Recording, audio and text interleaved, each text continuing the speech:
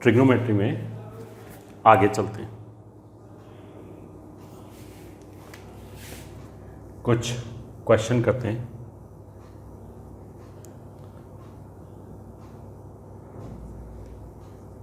Prove that cos a plus b plus sin a minus b is equals to 2 sin 45 plus a cos 45 plus b।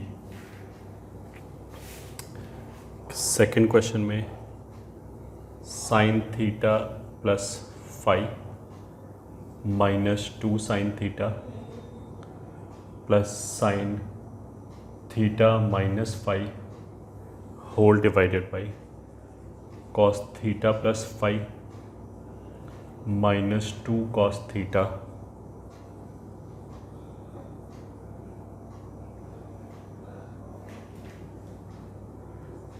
Question number 3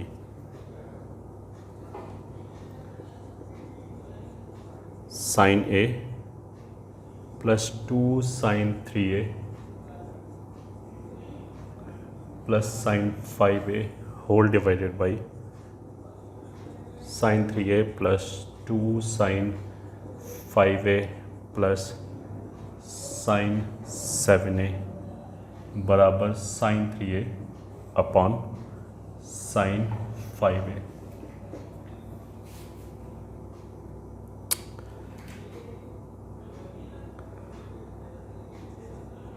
question number 4 is cos 3 theta plus 2 cos 5 theta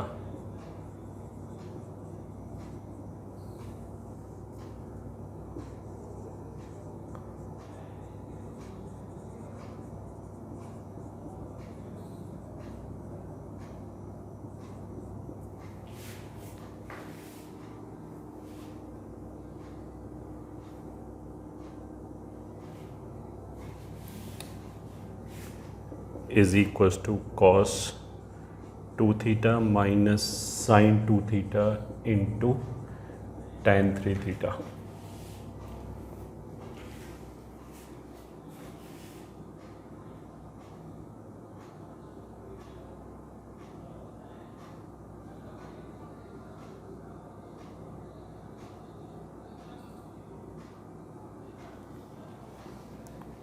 ठीक है, चलो इन question से शुरू करते हैं।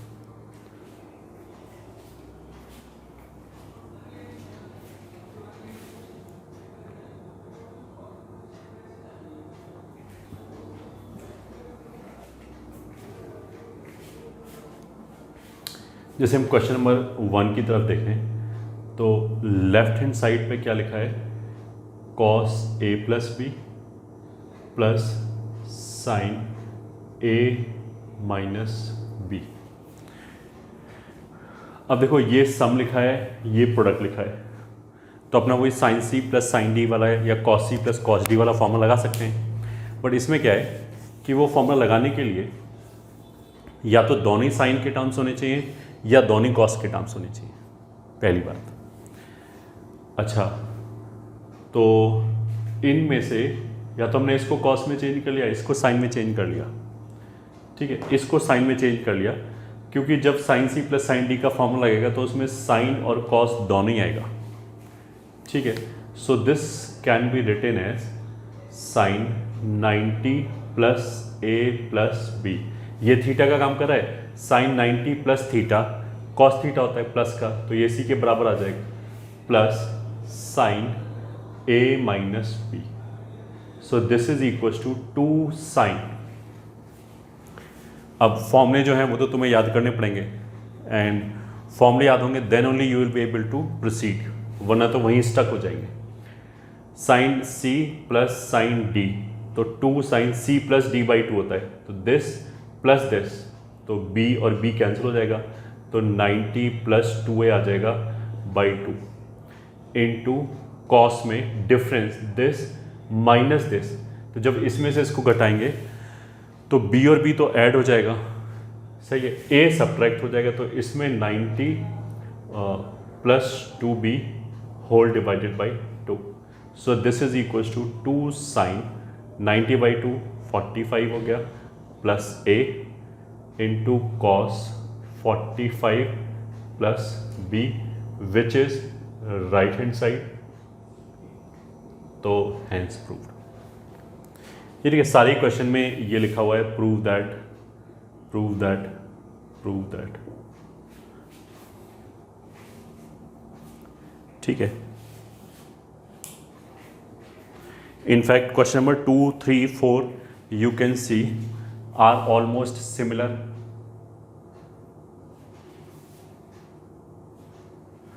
तो we can also pause and try to solve ourselves.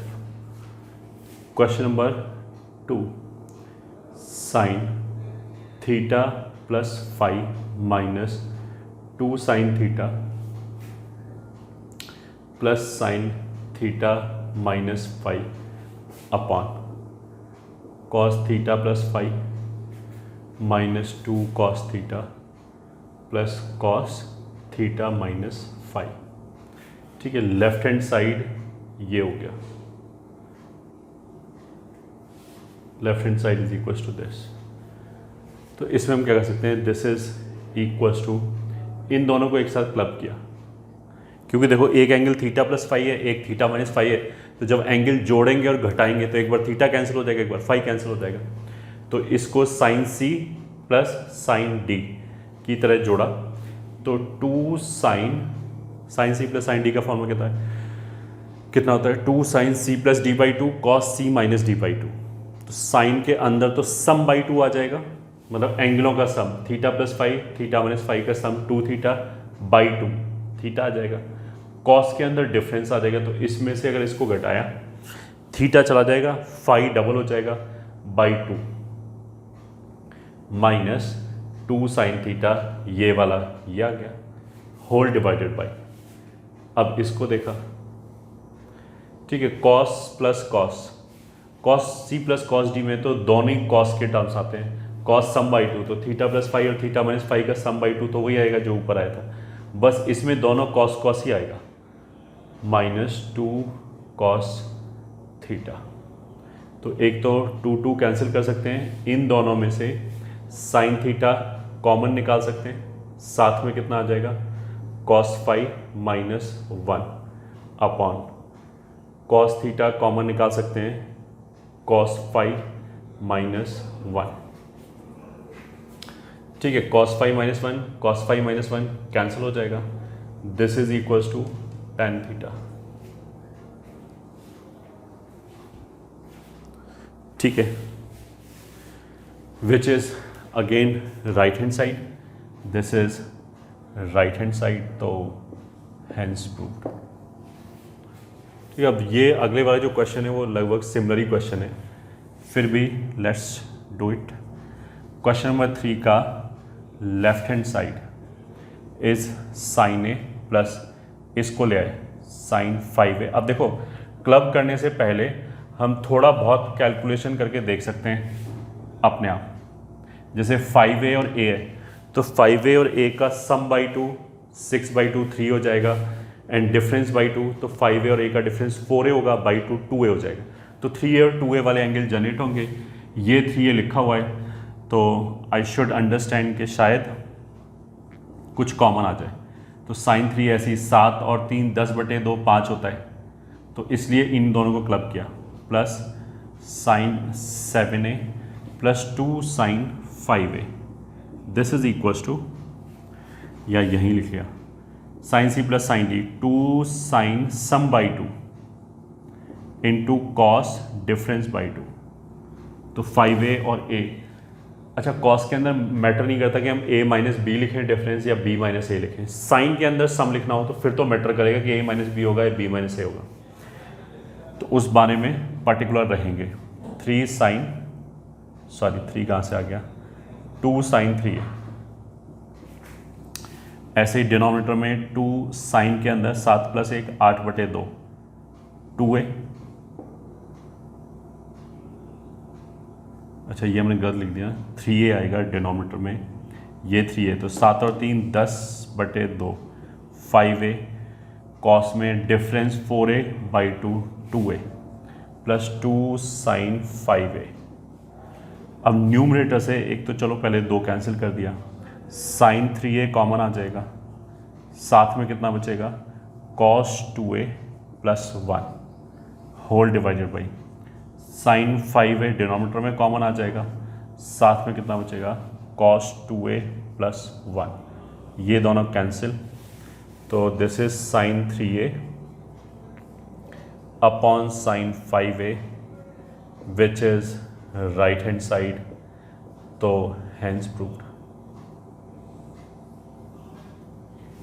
ठीक है, ये हो गया हमारा थर्ड क्वेश्चन।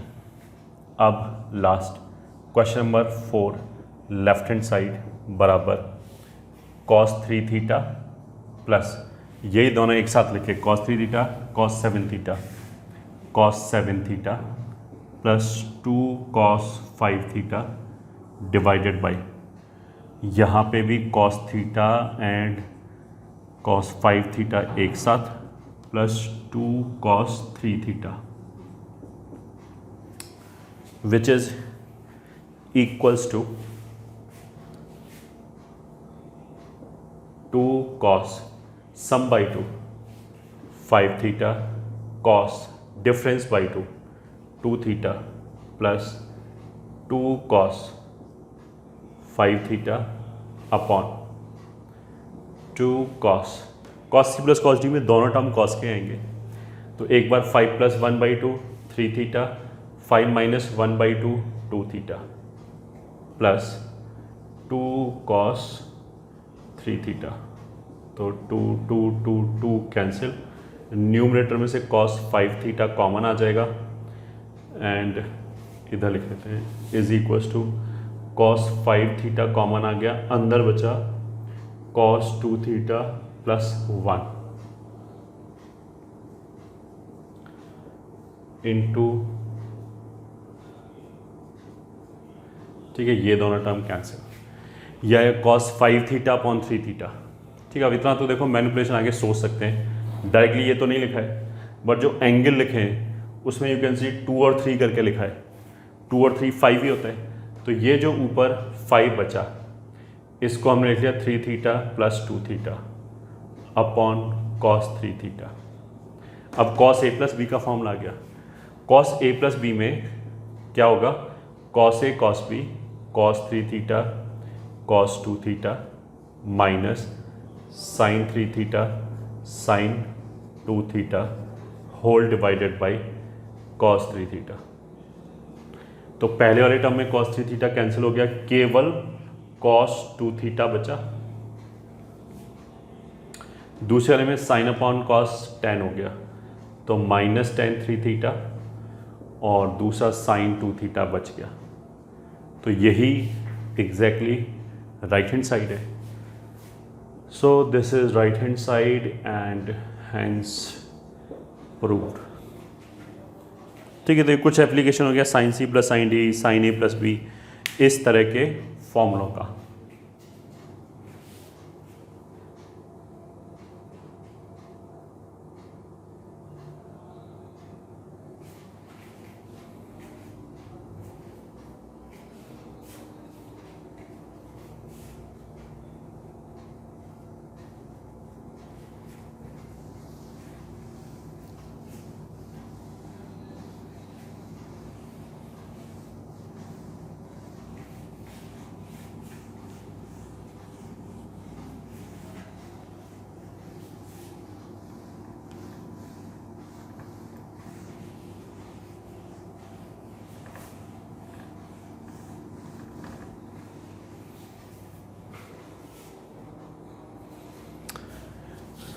चलो फिर आगे चलते हैं। Next topic is graphs of trigonometric functions. ठीक है, मतलब जो ग्राफ है साइन एक्स कॉस एक्स इन सब के ग्राफ खींचना। ठीक है, अब देखो अगर हमने जैसे क्वाड्रेटिक का ग्राफ हमने देखा y is equal to A X square plus B X plus C का अगर हम ग्राफ बनाए तो एक पैराबोला बनता है, ठीक है। उस ग्राफ के ऊपर कोई भी पॉइंट लिया, अगर उसका कोऑर्डिनेट 2,5 है फॉर एग्जांपल, तो y बराबर A X square plus B X plus C में अगर हम 2,5 रखें तो वो सेटिस्फाई होगा, बिल्कुल सेटिस्फाई होगा, ठीक है। तो ग्राफ के ऊपर कोई भी पॉइंट उठाएंगे वो उसको सेटिस्फाई करेगा। y is equal to sine x भी एक फंक्शन है, और इसमें भी हम ऐसे कर सकते हैं, x की अलग अलग वैल्यूज़ रख के y का वैल्यू निकाला और उन सबको हमने प्लॉट किया, तो जो भी प्लॉट किया, जो भी शेप बना, वो इसका ग्राफ हो गया, ठीक है। तो डिटेल में तो हम ग्राफ बाद में पढ़ेंगे, और जैसे 9-10 तक तो हम केवल ये पढ़ते हैं साइन 30 कितना होता है, साइन 60 कितना होता है, केवल ये 5-6 ही वैल्यू पढ़ते हैं। But now we have a formula कि साइन 90 प्लस थीटा, तो साइन 90 प्लस 30 का भी वैल्यू निकाल सकते हैं। मतलब ऐसे करके जो भी पॉइंट्स आए उनको हमने ज्वाइन किया, तो जो शेप बनेगा वो ग्राफ हो गया, एक चीज़। दूसरी चीज़, लॉग में हमने पढ़ा था कि जो भी x की एक्सेप्टेबल वैल्यूज़ हैं उसके सेट को हम बोलते हैं डोमेन, ठीक है। मतलब x के क्या क्या रख सकते हैं, that we call is domain. तो यहाँ पे भी ट्रिग्नोमेट्रिक फंक्शन में भी x की जो वैल्यूज़ आएंगी उसको हम डोमेन बोलेंगे। अब डोमेन क्या होगा, डोमेन बेसिकली अगर हम ग्राफ से देखें तो हम ये देखेंगे x एक्सिस के किस किस पोर्शन में ग्राफ है, जिस पोर्शन में x एक्सिस ग्राफ है वही उसका डोमेन हो गया। मतलब अगर मेरे को ये देखना है कि x बराबर 10 ग्राफ पे है या नहीं है, या x बराबर 10 डोमेन में है या नहीं है, तो आई सिंपली सर्च कि x बराबर 10 एक हमने वर्टिकल लाइन ड्रॉ किया, फिर हमने देखा कि वो ग्राफ को कट कर रहा है या नहीं कर रहा है। अगर x इज इक्वल टू 10 ने ग्राफ को कट कर दिया किसी भी पॉइंट पे, तो उसका मतलब क्या है कि 10 x is equal to 10 domain का पार्ट है। एग्जैक्टली अगर हमने सारी वैल्यूज़ रखी, x की डिफरेंट वैल्यूज़ रखी, तो जो y की वैल्यूज़ आएंगी उसको हम बोलते हैं रेंज। जैसे y बराबर एक्स स्क्वायर हो गया, एक फंक्शन हो गया y बराबर एक्स स्क्वायर। हमने इसमें रेंज भी हम वैसे भी क्वाड्रेटिक में पढ़ चुके हैं। क्वाड्रेटिक में हमने बोला था पैराबोला वर्ड होगा तो जो रेंज आएगा वो -d/4a से इन्फिनिटी तक आएगा। तो वैसे ही साइन एक्स का भी रेंज आएगा, कॉस एक्स का, टेन एक्स का, इन सबका रेंज भी आएगा। तो एक बार हम दोबारा वही लिख लेते हैं। फर्स्ट पार्ट, डोमेन का मतलब क्या होता है, वैसे I need not to write because we have already done it, ये ठीक है। Domain is set of values of x for which function is defined, ठीक है। दूसरा रेंज क्या होता है, रेंज होता है set of all obtained values of y, मगर y is equal to f x की फॉर्म में फंक्शन लिखा हुआ है। तो फिर domain and range of trigonometric function, ठीक है। ये कैसे निकालेंगे, मैं निकालना कुछ नहीं है, हमें तो बेसिकली याद रखना है। Serial number, function, domain and range.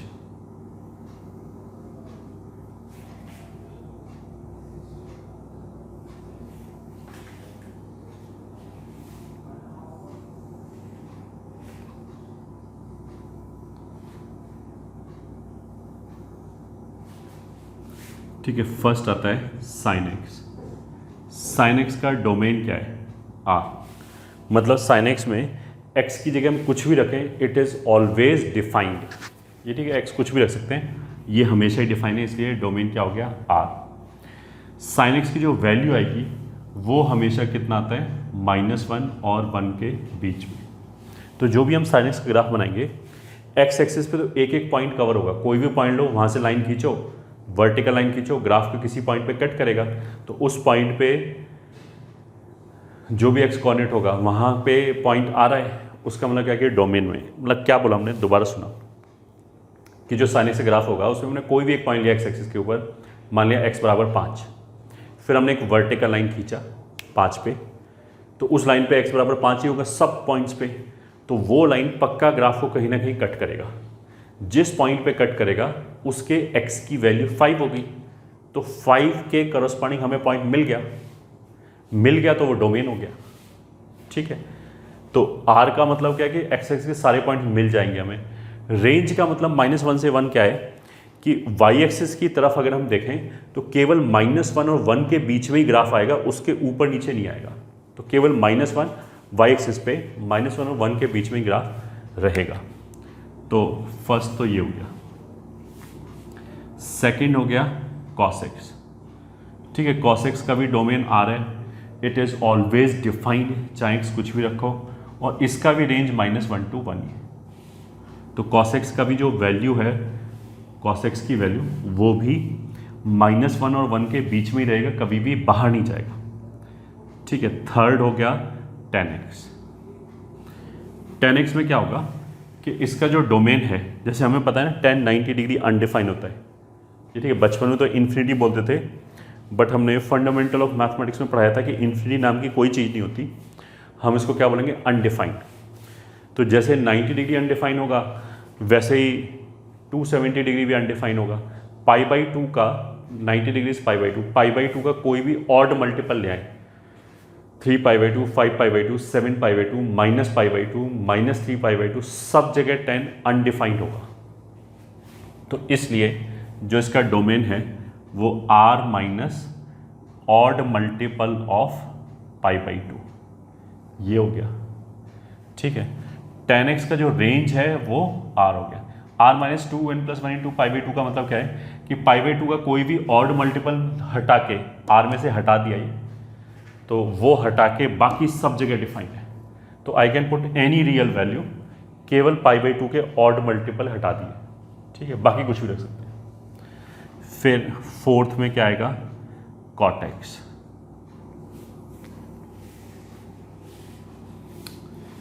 cot x में क्या होगा, R माइनस एन पाई। बेसिकली tan x को हम ऐसे ही बोल सकते हैं, tan x is nothing but sin x upon cos x। ठीक है, अब cos 90 जीरो होता है। ठीक है, तो जहाँ पे भी cos जीरो होगा वहाँ पे tan अनडिफाइन हो जाएगा। तो इन सब पॉइंट्स पे cos जीरो है, इसलिए tan अनडिफाइंड है, इसलिए हमने डोमेन में से हटा दिया। माइनस का लगे these points are removed from real number, मतलब रियल वैल्यूज में से ये वैल्यूज हटा दिया, जो भी बची या बाकी सब जगह इट इज डिफाइंड। तो वैसे ही cot x जो है वो होगा sin x upon, sorry cot x जो है वो होगा cos x upon sin x। तो जहां पे भी sin x जीरो होगा वहां cot अनडिफाइंड हो जाएगा। तो sin जीरो कहाँ पे होता है, वैसे हम trigonometric equation as a chapter पढ़ेंगे, बट sin जीरो कहाँ पे होता है, जीरो पे होता है, पाई पे होता है, 2 पाई पे होता है, 3 पाई पे होता है, पाई के मल्टीपल पे होता है। तो इसलिए लिखा है any multiple of pi, n into pi मतलब इंटीग्रल मल्टीपल ऑफ पाई, वो हटा दिया हमने। ठीक है, cot x का रेंज भी R होगा। अगर मेरे को ये बात समझ में आई कि ये कब हटाया, ये कब हटाया, तो जैसे tan के डिनोमिनेटर में cos आता है, वैसे ही sec के डिनोमिनेटर में भी cos आएगा। तो इसमें भी क्या होगा, यही वैल्यू हट जाएगा क्योंकि ये अनडिफाइन हो जाएगा। तो 2n+1 into π/2 and exactly on the same line cosec में क्या होगा, cot के डिनोमिनेटर में साइन आता है, n पाई पे साइन जीरो होता है, इसलिए वो हटा दिया। तो कोसेक के डिनोमिनेटर में साइन आएगा, वो भी n पाई पे जीरो होगा, इसलिए वो भी हटा दिया। तो इन दोनों का डोमेन एक जैसा है, इन दोनों का एक जैसा है। रीजन आई हैव गिवन, इन दोनों में x क्या नहीं रख सकते, जहाँ पे भी अनडिफाइन हो जाए। tan और sec दोनों के डिनोमिनेटर में cos आता है, तो जहाँ पे भी cos जीरो होगा वो हटा दिया, इसीलिए ये दोनों सेम है, ये दोनों सेम है। ठीक है, अब इन दोनों का रेंज सेम आएगा, वो आएगा -∞ से -1 यूनियन 1 से इन्फिनिटी। मतलब इनका वैल्यू sec x और cos x का वैल्यू, cosec x का वैल्यू कभी भी -1 और 1 के बीच में नहीं आ सकता। ठीक है, हमेशा -1 और 1 के बाहर ही रहेगा। ठीक है, तो इसका रेंज भी वही होगा, -∞ से -1 क्लोज्ड यूनियन 1 क्लोज्ड से इन्फिनिटी। ठीक है, इसको लिखने का दूसरा तरीका ये भी है कि सारी रियल वैल्यूज़ ले लिया, केवल -1 और 1 के बीच का वैल्यू हटा दिया।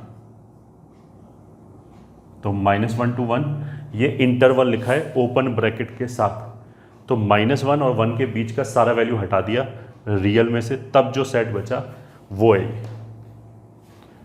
ठीक है, ये हो गया। ठीक है, ये हो गया domain and range which you are suppose to memorize. ठीक है, अब आ जाते हैं ग्राफ पे। तो graph 1 y is equals to sine x का, ये ग्राफ अभी के लिए तो एज इट इज मेमोराइज करने, बाकी जब 12th में कैलकुलस पढ़ेंगे then we will be able to appreciate कि ऐसे ही क्यों बनाए।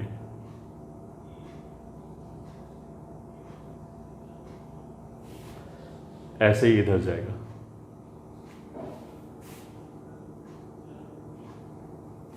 ठीक है, 0, ये π/2, ये पाई,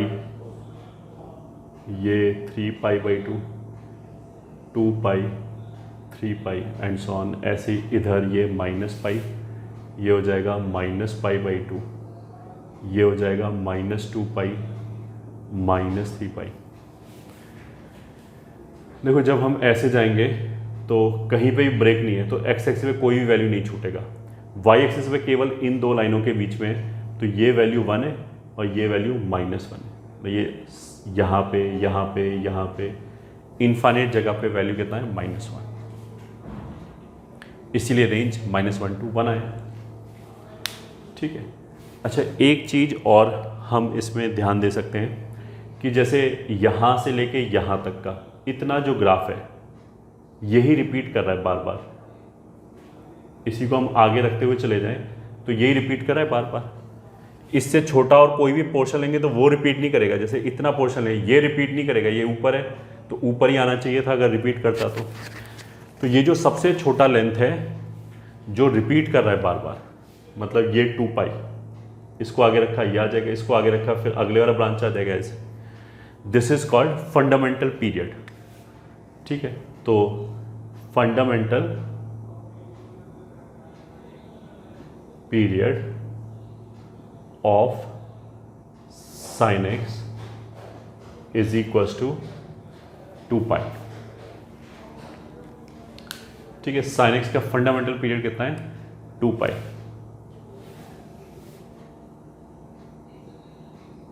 G2 y बराबर cos x। ठीक है, ये sin x हो गया। रेंज दिखाई दे रहा है -1 to 1। डोमेन में x एक्सिस पे कोई भी वैल्यू नहीं छूटेगा। कोई भी x बोलो, जैसे ये, तो उसके करस्पॉन्डिंग पक्का पॉइंट आ गया, फिर ये x, इसके करस्पॉन्डिंग पॉइंट आ गया, तो सारे पॉइंट्स डोमेन में आ जाएंगे, इसीलिए डोमेन इसका कितना है, R। ठीक है, cos x भी एग्जैक्टली यही शेप है, बस थोड़ा सा इधर शिफ्ट कर दिया इसको, मतलब y एक्सिस यहाँ की बजाय यहाँ से पास करा दिया इस लाइन से। तब जो शेप आएगा वो cos x का आएगा। क्यों आएगा वो हमने बोला कि अभी भूल जाओ, आगे जब बड़े होगे तो अपने आप समझ में आ जाएगा, तब तुम्हें एक्सप्लेनेशन समझ में आ जाएगा।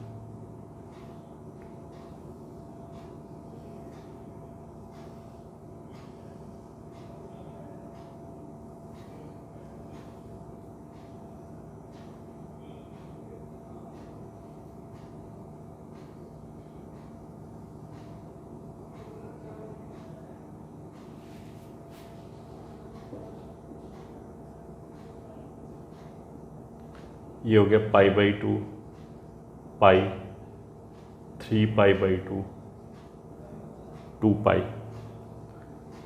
This is -π, -π/2, -3π/2, -2π। ठीक है, इसमें भी मतलब हम यहाँ से यहाँ तक का लेंथ ले लें तो -π/2 से 3π/2, ये पूरा लेंथ 2π होगा। यही रिपीट कर रहा है, भले ही यहाँ से यहाँ तक का ले लो, इसको भी बोल सकते हैं ये रिपीट कर रहा है, ऐसे गया फिर ऐसे गया, ऐसे गया फिर ऐसे गया। तो इसलिए इसका फंडामेंटल पीरियड इज अगेन 2 पाई, क्योंकि इतना ही लेंथ रिपीट कर रहा है। रेंज अगेन -1 to 1 है, क्योंकि वाई एक्सिस पे इतना ही कवर कर रहा है, -1 से लेके 1 तक। देखो ग्राफ्स वगैरह 12th में जो कैलकुलस चालू होगा उस टाइम पे पढ़ोगे डिटेल में, तब अच्छी तरह समझ में आएगा। बट अभी भी कम से कम हमें ग्राफ तो पता होना ही चाहिए कि ग्राफ कैसे बनाएंगे। तो नोट इट डाउन।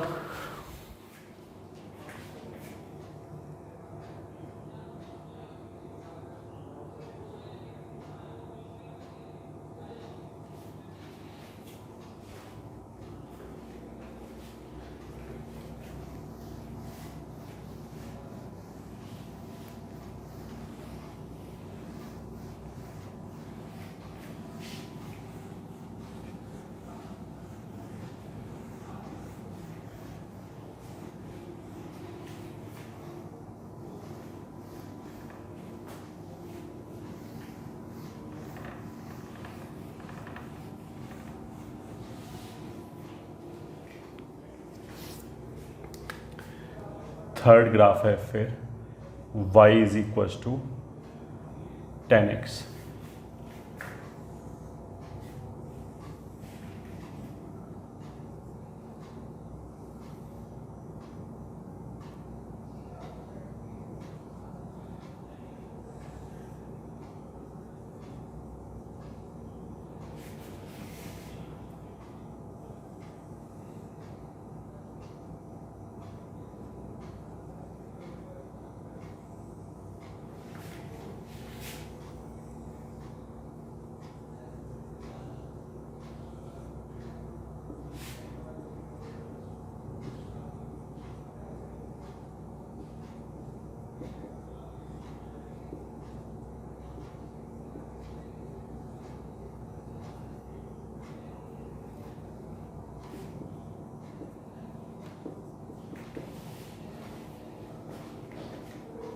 ठीक है, ये हो गया। अब इसमें क्या है, देखो -π/2 और π/2 के बीच में कोई भी x लिया तो उसके करस्पॉन्डिंग तो ऐसे पॉइंट आ जाएगा, तो ये सब तो डोमेन में। बट π/2 पे ये वर्टिकल लाइन आ रहा है, ये ठीक है, ये कभी भी ग्राफ को कट नहीं करेगा। ऐसे ग्राफ छोड़ने का मतलब क्या है कि जो ग्राफ है वो ऐसे जा रहा है और इस लाइन को अप्रोच करेगा, मतलब ये जो गैप है ये लगातार कम होता ही चला जाएगा, बट ये कभी भी जीरो नहीं होगा। अब इन्फिनिटी ऐसा कुछ होगा नहीं। तो अगर मेरे से पूछा जाए कि ये लाइन इस कर्व को टच करेगा, तो आंसर इज नहीं करेगा किसी भी पॉइंट पे, ठीक है। क्रूड आंसर इज कि हाँ इन्फिनिटी पे टच करेगा, ठीक है, इन्फिनिटी वैसे कुछ होता ही नहीं। तो ये वाला जो π/2 है ये कभी मिलेगा नहीं, इसलिए तो इसीलिए जो डोमेन है 10x का उस पे हमने r - 2n+1 × π/2 किया है, ठीक है। तो ये जो लाइन है इसको ये ग्राफ अप्रोच कर रहा है। अप्रोच करने का मतलब क्या है कि ये जो गैप है ये कम होता चला जा रहा है, ठीक है, बिल्कुल इन्फिनिटी पे जाके जीरो होगा। तो ऐसी लाइन को हम एसिम्पटोट बोलते हैं, ये ठीक है। ये एक इन्फॉर्मेशन है जो काम का इन्फॉर्मेशन नहीं है, मतलब IIT JEE में कोई पूछेगा नहीं, बट कोई बात नहीं, कोई पूछे नहीं, बट हमें पता तो होना चाहिए टर्म क्या लिखा हुआ है। तो ये जो वर्टिकल लाइंस हैं इनको ग्राफ अप्रोच कर रहा है, ये ठीक है, इधर से भी इधर से भी। वो तो एक साइड से अप्रोच करे तो उस लाइन को हम क्या बोलेंगे, एसिम्पटोट। साइन एक्स में ऐसा कोई लाइन नहीं है। साइन एक्स का जो ग्राफ था उसमें अगर हम कोई भी लाइन खींचे किसी भी साइड में तो वो कोई भी एसिम्पटोट नहीं बनेगा, मतलब ऐसा कोई भी लाइन नहीं है जिसको कर्व अप्रोच करे इन्फिनिटी तक, ठीक है, पहली बात। दूसरी बात, जैसे अगर हमने ये ग्राफ बनाया तो ये तो ऊपर इन्फिनिटी तक जाएगा, ये नीचे -इन्फिनिटी तक जाएगा। तो जो वाई एक्सिस है वो इस बार पूरा कवर हो रहा है, कुछ भी छूट नहीं रहा। मतलब कोई भी पॉइंट ले लिया वाई एक्सिस पे ये, तो इसके करस्पॉन्डिंग पॉइंट मिल जाएगा, मतलब ये वाले वाई की वैल्यू मिल जाएगी तो रेंज में होगा। तो अब तुम ऐसा वाई एक्सिस पे कोई भी पॉइंट ले लो वो हमेशा मिल जाएगी। तो उसका मतलब क्या है कि ग्राफ का जो रेंज है वो कितना हो जाएगा इसका, R। डोमेन क्या हो जाएगा, डोमेन में से ये पॉइंट्स हट जाएंगे, ठीक है। नेक्स्ट थिंग क्या है कि जो ये वाला ब्रांच है ये, ठीक है, इतना पोर्शन जो है ग्राफ का, उसी को हम आगे उठा के रखते हैं तो अगले वाले ग्राफ आते चले जाएंगे। इसी को हम पहले उठा के रखते हैं ऐसे, तो इधर वाले ग्राफ आते चले जाएंगे। अब ये लेंथ कितना है, पाई, -π/2 से π/2, तो ये इसका फंडामेंटल पीरियड हो गया जो बार बार रिपीट कर रहा है, ठीक है। तो इसमें फंडामेंटल पीरियड कितना हो गया, पाई, ये ठीक है।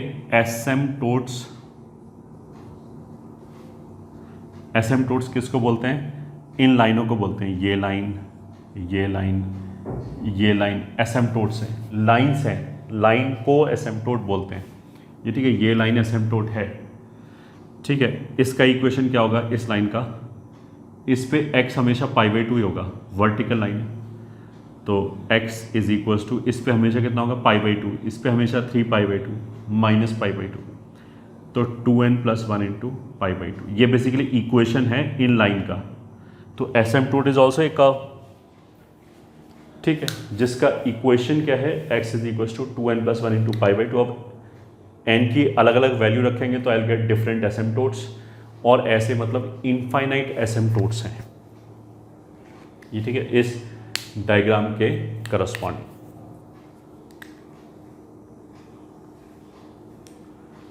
ठीक है। फोर्थ पॉइंट, ठीक है, एसिम्पटोट हो गया, फंडामेंटल पीरियड हो गया, ठीक है। Fourth graph is y is equals to cot x, वो भी दिखने में बस ये तो ऐसे ऊपर जा रहा है, ऊपर जा रहा है, इंक्रीजिंग बोलते हैं, ये नीचे जाएगा ऐसे,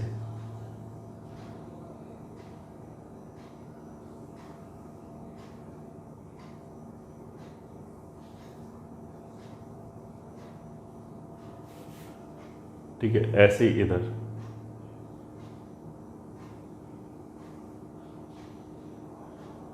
ये 0 π/2 पाई 3π/2 2π 5π/2, ये -π/2 -π -3π/2 एक्सेट्रा। तो इसमें भी जो ये ब्रांच है वो ऊपर +∞ से नीचे -∞ तक जा रहा है, उसका हम लोग क्या रेंज R है। और ये जो वर्टिकल लाइन्स है ये, ठीक है, ये इसके डोमेन में नहीं है, क्योंकि अगर हमने x 2π लिया तो 2π के करस्पॉन्डिंग जब हम पॉइंट ढूंढेंगे तो कोई नहीं मिलेगा, ये गैप कभी 0 नहीं होगा, या हमने क्या बोला, क्रूडली क्या बोल सकते हैं कि इन्फिनिटी पे 0 होगा, ठीक है। किसी भी फाइनाइट पॉइंट पे 0 नहीं होगा, तो कभी भी ये टच नहीं करेगा, मतलब इस 2π के लिए कोई पॉइंट नहीं मिलेगा, ऐसा नहीं मिलेगा हम बोले x बराबर यहाँ पे 2π, मतलब x बराबर 2π पे y इतना है, ऐसा कभी होगा नहीं। तो इस ग्राफ के लिए भी फंडामेंटल पीरियड कितना है, पाई, यही बार बार रिपीट कर रहे हैं, और एसिम्पटोट्स का जो इक्वेशन है वो इस बार n π हो गया, ये मतलब 0π हो गया, 1π हो गया, 2π हो गया, 3π हो गया, एंड सो ऑन, ठीक है।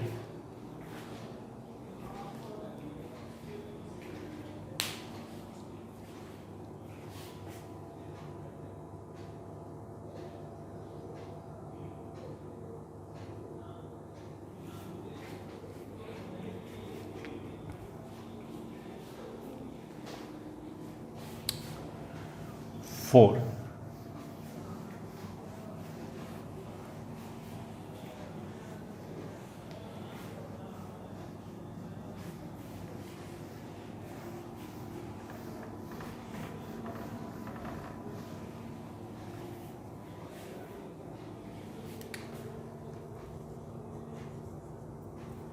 फिफ्थ,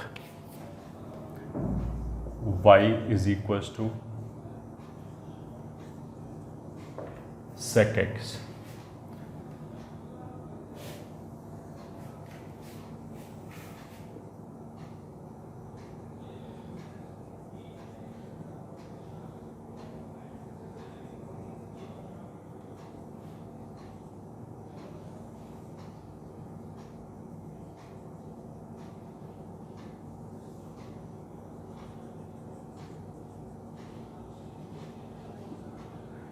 sec x का जो ग्राफ था, मतलब जो हमने डोमेन रेंज लिखाया था, रेंज में हमने क्या लिखा था, -1 और 1 के बीच में नहीं आएगा कोई भी y की वैल्यू, ठीक है। तो इसीलिए ये जो दो लाइनें -1 और 1, इसके बीच में कभी ग्राफ नहीं आएगा, क्योंकि ये y की वैल्यू कभी मिलेगा ही नहीं।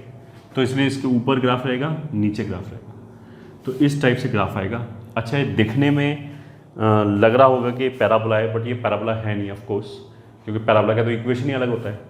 दूसरी बात, इस वाले केस में ये दोनों एसिम्पटोट्स है, मतलब ये ब्रांच इसके बाहर जाएगा ही नहीं कहीं, बस इसको ऐसी अप्रोच करता रहेगा, ये एसिम्पटोट है। पैराबोला में ऐसा कोई एसिम्पटोट नहीं है।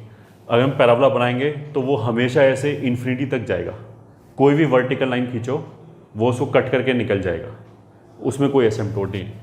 तो ये पैराबोलिक कर्व नहीं है, ठीक है। बस इस तरह के ग्राफ ऑल्टरनेट ऊपर नीचे आता रहेगा, एक बार ऊपर एक बार नीचे, ऐसे, ठीक है। ऐसे ही फिर इधर, फिर इधर,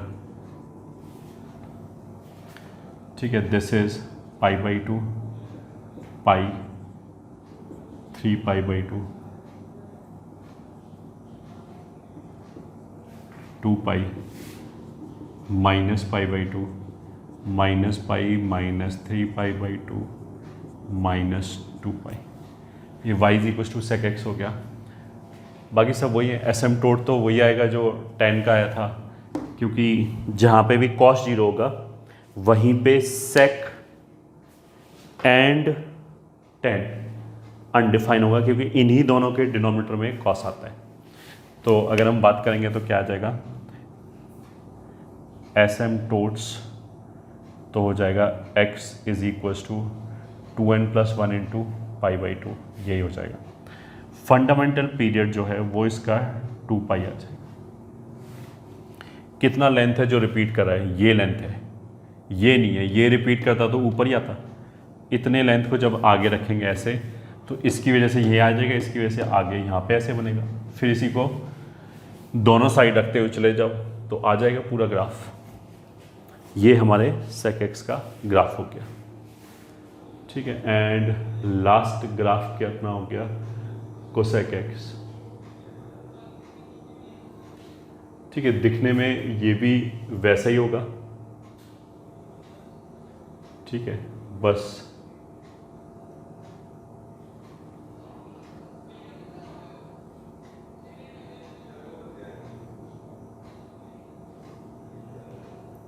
थोड़ा सा शिफ्टेड आएगा,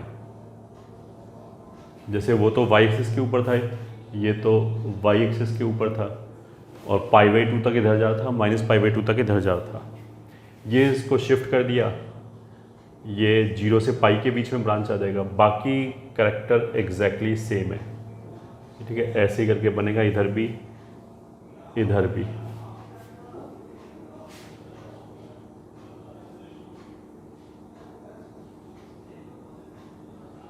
ठीक है। दिस इज -π/2, -π, -3π/2,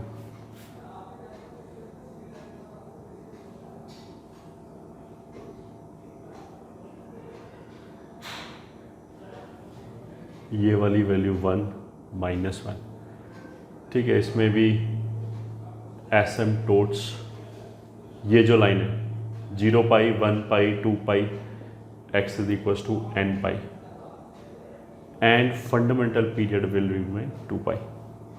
तो अगर हम फंडामेंटल पीरियड की बात करें तो साइन, कॉस, सेक, कोसेक, इन चारों के फंडामेंटल पीरियड कितना है, 2π। 2π लेंथ का जो ग्राफ होगा वो बार बार रिपीट करेगा दोनों तरफ। दोनों तरफ मतलब लेफ्ट हैंड साइड रिपीट करते हुए -∞ तक जाएगा, राइट हैंड साइड रिपीट करते हुए इन्फिनिटी तक जाएगा। जो tan x और cot x है उसका पीरियड विल बी पाई, और वो पाई लेंथ का रिपीट करेगा इन्फिनिटी तक। तो these are the graphs which you are suppose to memorise.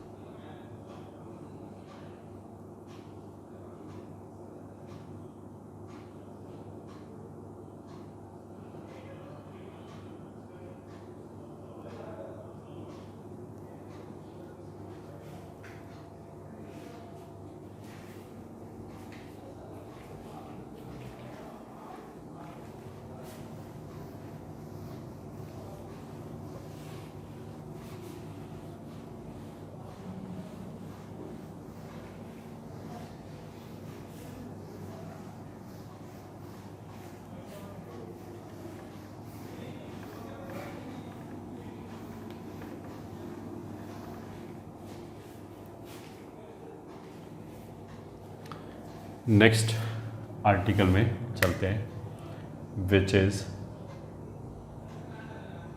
a sin x plus b cos x expression.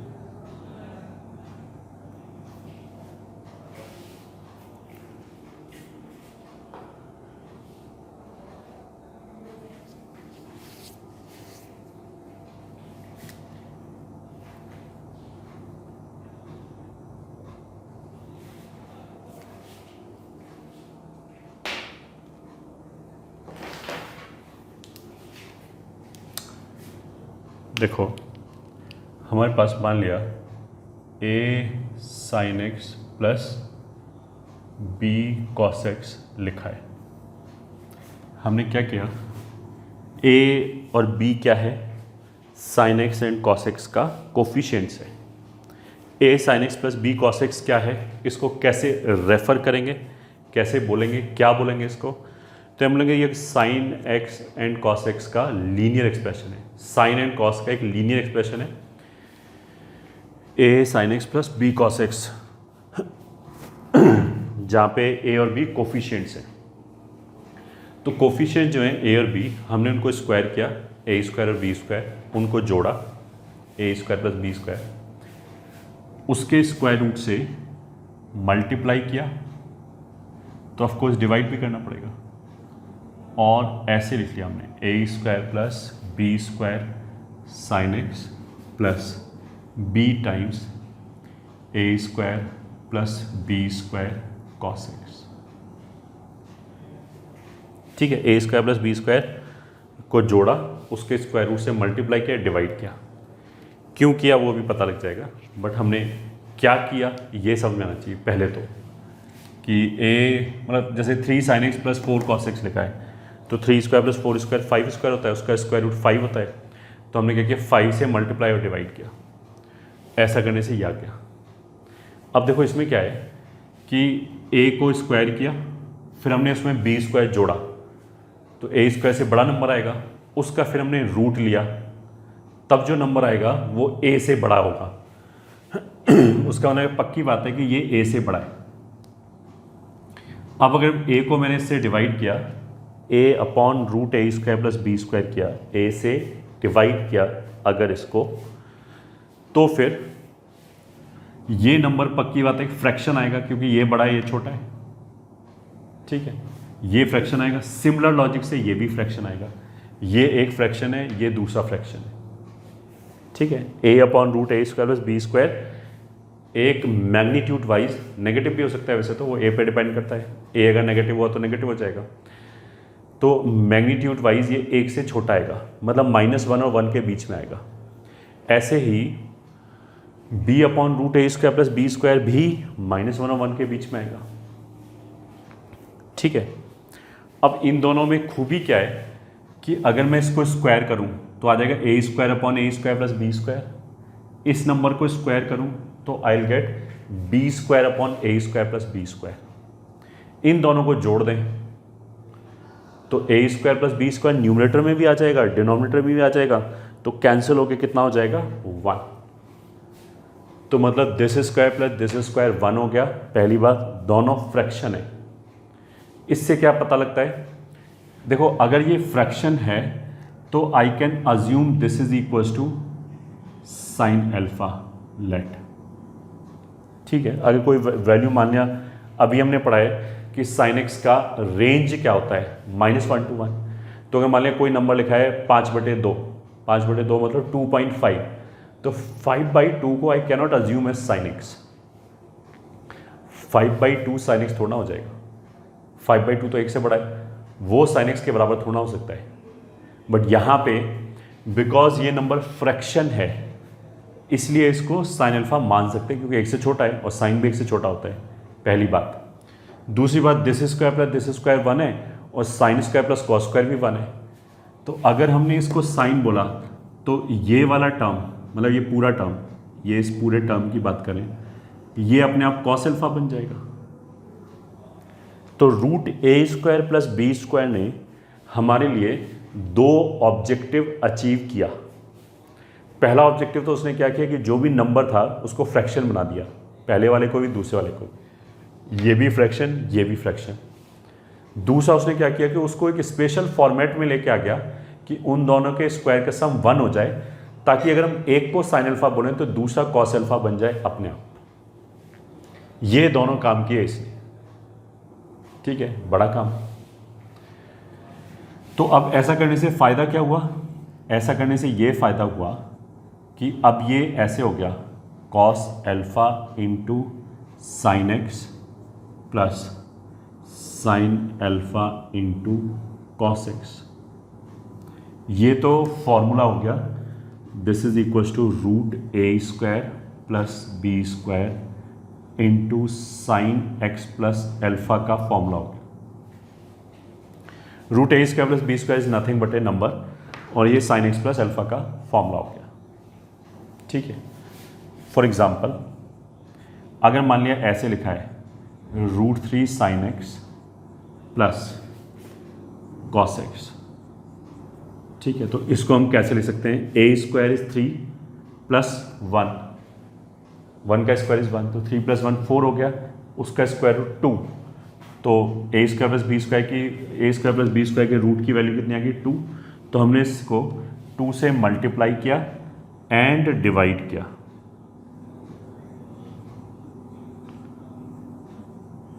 ऐसे, ठीक है। अब इस हाफ को हम लिख सकते हैं साइन 30 डिग्री, और ये अपने आप बन गया कॉस 30 डिग्री। तो sine 30 cos x, cos 30 sine x, ये किसका फॉर्मूला बन गया? 2 साइन एक्स प्लस 30 का, एक्स प्लस π/6, इसका फॉर्मूला बन गया, ठीक है, फर्स्ट। सेकंड, ऐसे ही मान लिया लिखा है sine x minus root 3 cos x, तो ये भी वही है 1 स्क्वायर प्लस रूट 3 का स्क्वायर 3 और एक 4 का स्क्वायर रूट 2 हो गया, तो 2 से मल्टीप्लाई किया डिवाइड किया, minus root 3/2 cos x which is equals to 2 sine, वापस ये इस बार साइन 60 डिग्री हो जाएगा, तो ये साइन 60 ये कॉस 60, बट इस बार बीच में माइनस है, तो ये हो जाएगा साइन एक्स माइनस 60 डिग्री, मतलब π/3, ऐसे लिख सकते हैं। और एक और देख लिया, अगर लिखा है sine x plus cos x, तो ए भी 1 हो गया, बी भी 1 हो गया, तो ए स्क्वायर प्लस बी स्क्वायर कितना हो जाएगा? 2। तो हमने इसको रूट 2 से मल्टीप्लाई किया, उसी से डिवाइड किया, प्लस 1/√2 कॉस एक्स, ठीक है। So this is root 2। अब इस वाले 1/√2 को लिख लिया साइन 45, और ये 1/√2 हो जाएगा कॉस 45, फिर फॉर्मूला हो गया sign A cos B plus cos A sine B, तो ये फॉर्मूला हो गया साइन एक्स प्लस 45 का, ये ठीक है। ये मैनिपुलेशन हो गया, पहला चीज़ तो ये हो गया, ठीक है, मतलब नोट 1, इसको याद कर लिया, मतलब इसी का स्पेशल केस, अगर sign x plus cos x लिखा हुआ है,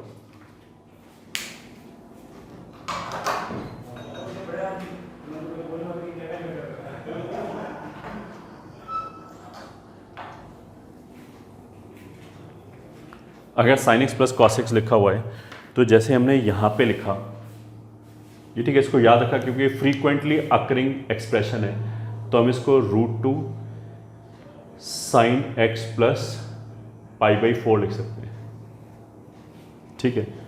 और इसको अगर 90 में से घटा दें, तो इसी को we can also write down √2 cos, 90 में से घटा दें तो π/2 माइनस एक्स माइनस π/4, तो ये π/4 माइनस एक्स, ऐसे भी लिख सकते हैं। अब कॉस के अंदर तो ऐसे लिखो एक ही बात है, तो this is √2 cos X minus π/4, ऐसे भी लिख सकते हैं, एक ही बात है। नोट 2, अगर है sine x minus cos x, तो इसको √2 sign x minus pi by 4 लिख सकते हैं, ठीक है। और 90 माइनस थीटा बना के इसको -√2 cos x plus pi by 4 भी लिख सकते हैं। इसको वापस ओपन करके देख लो, cos x cos pi by 4 plus sine X sine pi by 4, ऐसे करके आ जाएगा, sorry cos x cos pi by 4 plus है तो बीच में माइनस आ जाएगा, minus sine X sine pi by 4, इस माइनस से वो साइन कॉस पलट जाएगा तो ये आ जाएगा। ये तो नोट 2 हो गया। नोट 3 क्या हो गया, जैसे हमने लिखा a sign x plus b cos x, इसको हम यहाँ से कैसे लिख सकते हैं, √a² plus b² sign x plus alpha. अब देखो साइन की वैल्यू, साइन एक्स की वैल्यू -1 और 1 के बीच में रहती है, तो ये जो साइन एक्स प्लस एल्फा है ये कहाँ से कहाँ तक जाएगा, -1 से 1। उसको मान लिया अगर हम 5 से मल्टीप्लाई कर दें तो it will go from -5 to 5, ठीक है। तो इसको अगर हम √a² प्लस b² से मल्टीप्लाई कर दें तो इस पूरे की वैल्यू, ये पूरा मतलब इस पूरे की वैल्यू कहाँ से कहाँ तक जाएगा, -√a² प्लस b² से, मतलब इट विल बिलोंग्स टू का मतलब इसका वैल्यू यहाँ से यहाँ तक जा रहा है, plus √a² plus b²। Very simple. अगर मान लिया हमने बोला कि साइन एक्स -1 से 1 तक जा रहा है, सही बात है, तो 3 साइन एक्स कहाँ से कहाँ तक जाएगा, ऑफकोर्स -3 से 3 तक जाएगा। अगर हम 3 गुना कर दें वैल्यू, तो उसी तरह की चीज़ यहाँ पे है कि √a² plus b² into sine x plus alpha लिखा है। तो वो जो साइन एक्स प्लस एल्फा लिखा है उसमें साइन की वैल्यू कहाँ, अच्छा साइन के अंदर तुम कुछ भी लिख लो, वैल्यू हमेशा -1 और 1 के बीच में रहेगी, उसके बाहर नहीं जा सकती, ठीक है। मतलब -1 से छोटा नहीं हो सकता, 1 से बड़ा नहीं हो सकता। तो ये वाली वैल्यू -1 से 1 तक जा रही है, उसको मान लिया हमने 5 से मल्टीप्लाई किया तो -5 से 5 तक जाने लग जाएगा, या √a² प्लस b² से मल्टीप्लाई किया तो ये आ गया। अब ये क्या है, इस एक्सप्रेशन की वैल्यू। तो अगर मैंने बोला y बराबर ये एक्सप्रेशन, तो ये y की वैल्यू होगी। y की वैल्यू को क्या बोलते हैं, रेंज।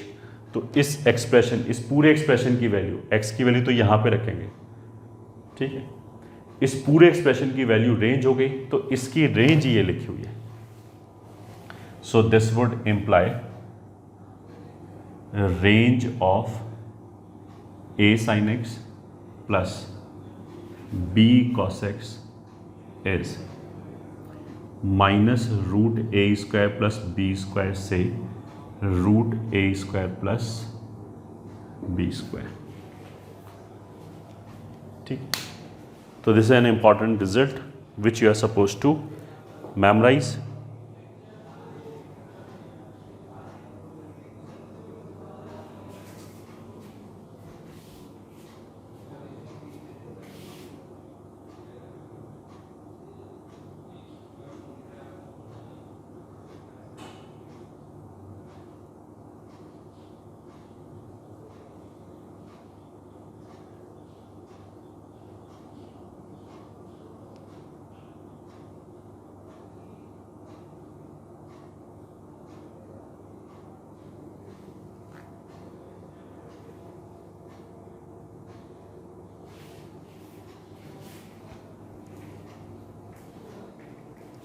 बस देखो इसमें क्या एक बात ध्यान रखेंगे कि a sin x plus b cos x की रेंज -√a² प्लस b² से प्लस √a² प्लस b² आएगी। ये बोलते समय में क्या ध्यान रखेंगे कि x जो है वो सेम रहना चाहिए, मतलब x के कुछ और आ जाए, x + 5 आ जाए, बट दोनों जगह साइन और कॉस के अंदर सेम चीज़ आनी चाहिए। ऑफकोर्स स्क्वायर वगैरह कुछ होना नहीं चाहिए।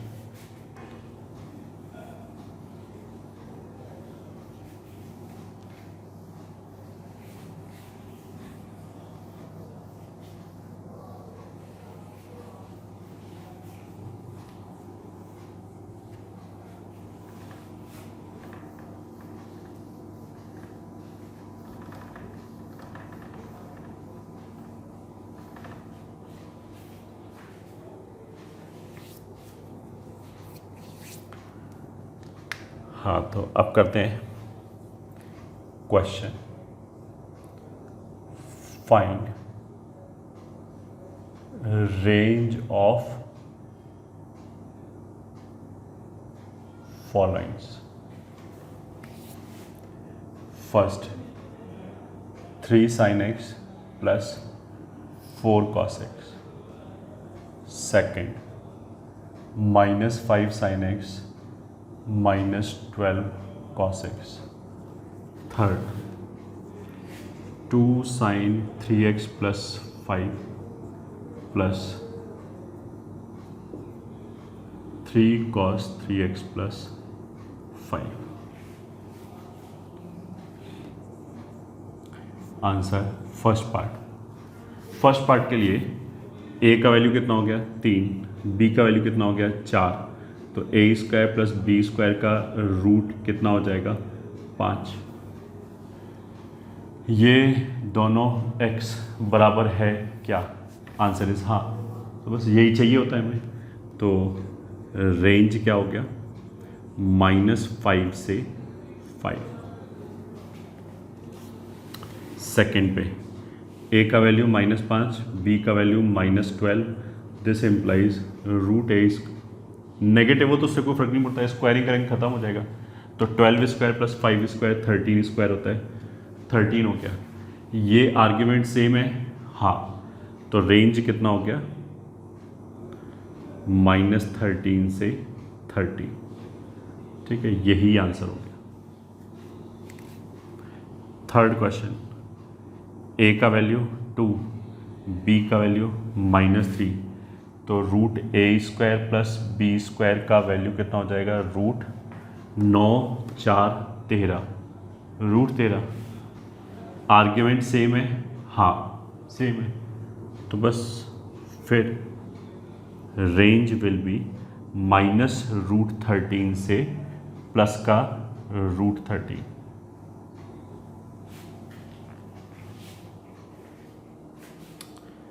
ठीक है. अब आगे फोर्थ पार्ट. मैंने बोला 2 cos x plus π/6 plus 3 sin x. तो इस वाले केस में इसको a और b नहीं बोल सकते. क्यों नहीं बोल सकते? क्योंकि आर्ग्यूमेंट सेम नहीं है. तो फिर कैसे करेंगे? आर्ग्यूमेंट सेम बना लिया, इसको ओपन कर सकते हैं. 2 cos x cos π/6 plus sin x sin π/6 plus 3 sin x. ऐसे लिख लिया इसको.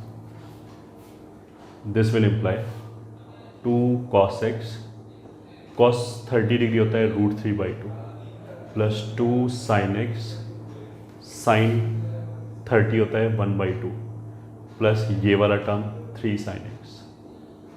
ठीक है, ये दोनों कैंसिल हो गया, ये दोनों कैंसिल हो गया. तो आ गया √3 cos x plus 3 sin x plus sin x 4 sin x. √3 cos x plus 4 sin x. तो इस वाले केस में ये a हो गया, ये b हो गया, या साइन वाले को a बोलना चाहो तो ये a हो गया, ये b हो गया. अब बोल सकते हैं क्योंकि इन दोनों का आर्ग्यूमेंट अब बराबर है. तो क्या आ जाएगा ये? a की वैल्यू √3, b की वैल्यू 4, तो a² प्लस b² बराबर 3 प्लस 16 19. ठीक है, तो रेंज कितना हो गया -√19 से √19. ये हो गया. ठीक है, ये हो गया हमारे फोर्थ की रेंज. और लिख लेते हैं. Fifth 8 sin x plus π/3 plus 2 cos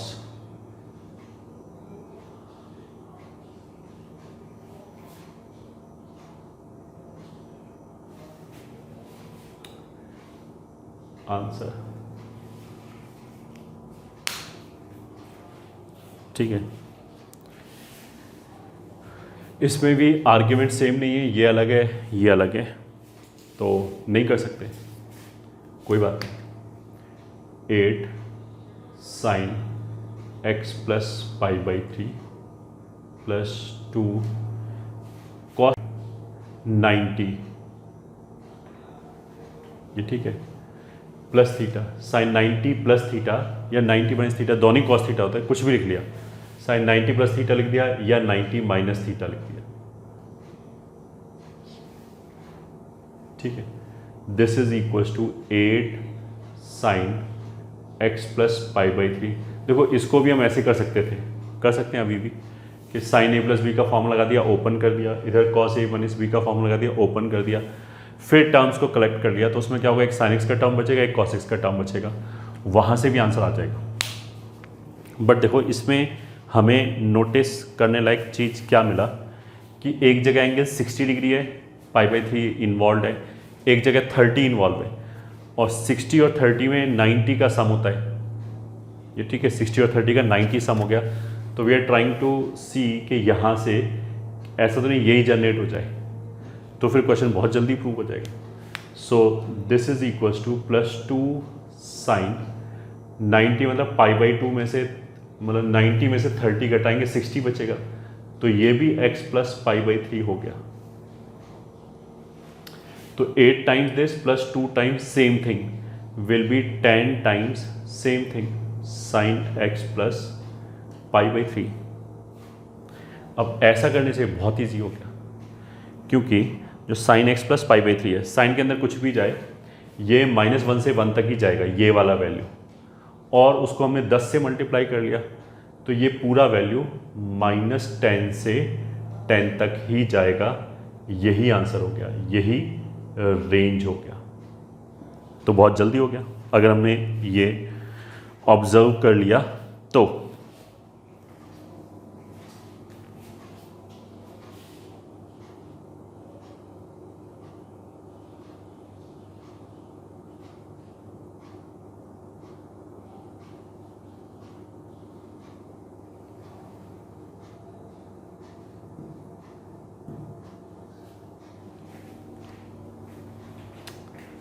ये था हमारा 5th क्वेश्चन, और देख लेते हैं।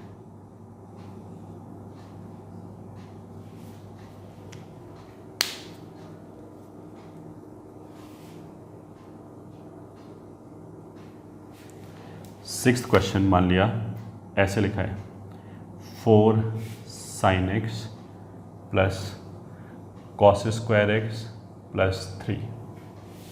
ठीक है, 4 sine x plus cos square x plus 3। तो देखो इसमें a और b तो लगा ही नहीं सकते, क्योंकि ये कॉस x तो है नहीं, ये तो स्क्वायर हो गया। ठीक है, तो इसको कैसे करेंगे, ये साइन x है, तो 4 sine x, cos square x को साइन स्क्वायर में कन्वर्ट कर लिया, प्लस 1 माइनस, अच्छा मान लिया 8 है, 1 minus sine square x plus 8। ठीक है, 8 मान लिया, तो 8 प्लस 1 कितना हो गया, 9 minus sine square x plus 4 sine x, ये हो गया। This is equals to sine square x minus 4 sine x, ऐसे लिख लिया, which is equals to 13 minus sine x minus, इसको परफेक्ट स्क्वायर बनाया तो कितने का परफेक्ट स्क्वायर बन जाएगा, साइन x माइनस 2 का होल स्क्वायर। तो साइन स्क्वायर x वो ये आ गया, twice of this into this -4 sine x वो ये आ गया, इसका स्क्वायर प्लस 4 आएगा, -4, तो 13 में से 4 घटेगा, ये 9। तो ऐसे परफेक्ट स्क्वायर बन गया। ठीक है, अब देखो इस पूरे एक्सप्रेशन का रेंज हम कैसे निकालेंगे, वो ऐसे निकालेंगे, साइन x की वैल्यू कहाँ से कहाँ तक जाती है, -1 से 1 तक। तो अगर हमने 2 घटाया तो अब वैल्यू कहाँ से कहाँ तक जाएगी, -3 से -1 तक।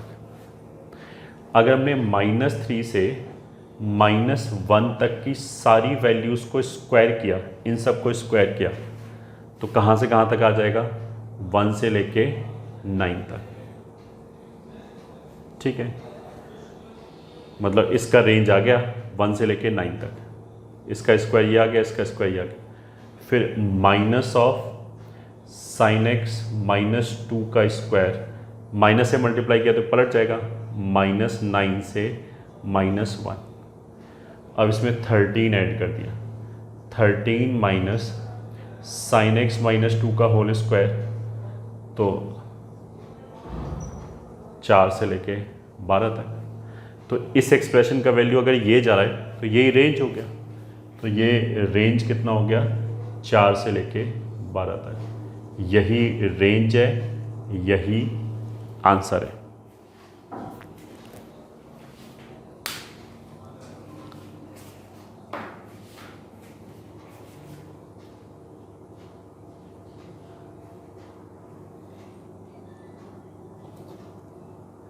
ठीक है।